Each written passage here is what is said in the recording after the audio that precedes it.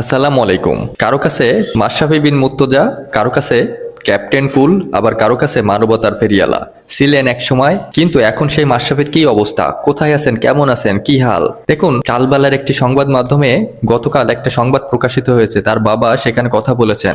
সে কথাগুলো সবার হৃদয়ে ছুঁয়ে গিয়েছে এবং তারপর থেকেই পোস্টের পর পোস্ট আসতেছে যে মাশরাফি বিন মুর্তজার কি হলো।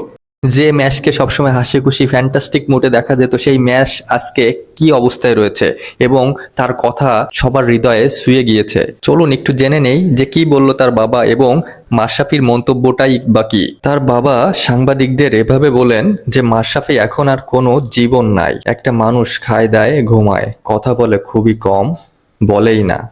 সেই মাশরাফি আর নাই। খুব আঘাত পেয়েছে সে ঘরের থেকে বেরই হয় না। বলে যে আমাকে নিয়ে গেলে আমার কোনো আপত্তি নেই, তবে আমি এমন কিছু করি নাই যেটা মানুষের খারাপের দিকে যায়। আমাদের বাড়ি তো পুড়িয়েছে, নড়াইল এক্সপ্রেসের এত সুন্দর একটা জিম সেটাও পুড়িয়ে দিয়েছে। সেটা তো উপকারের জন্যই করা হয়েছিল। তারপর তার বাবা আরো আক্ষেপ করে বলে, ভালো মানুষের কোনো মূল্য নেই, কেউ মূল্য দেয় না।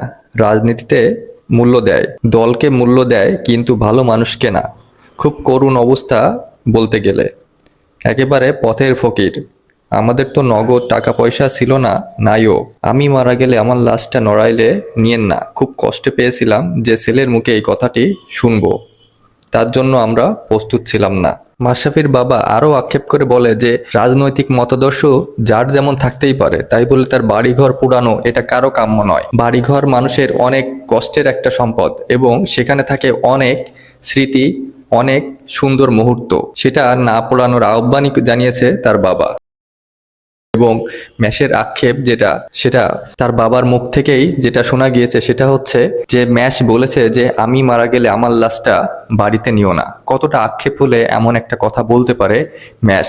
যে ম্যাশ ছিল 22 গজের হাসি খুশি একটা মানুষ, কিন্তু জীবন যে কতটা অদ্ভুত সেটা তো মাশরাফি বিন মুর্তজাকে দেখলেই আপনারা বুঝতে পারতেছেন।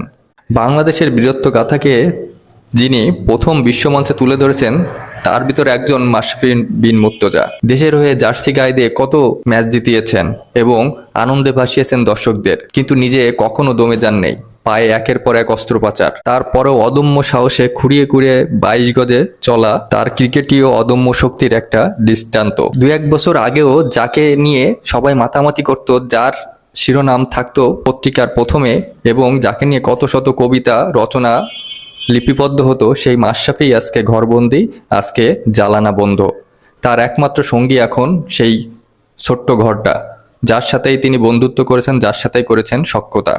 তাই তো এখন বলতে হয় মাশরাফির এখন নতুন প্রেম হয়েছে।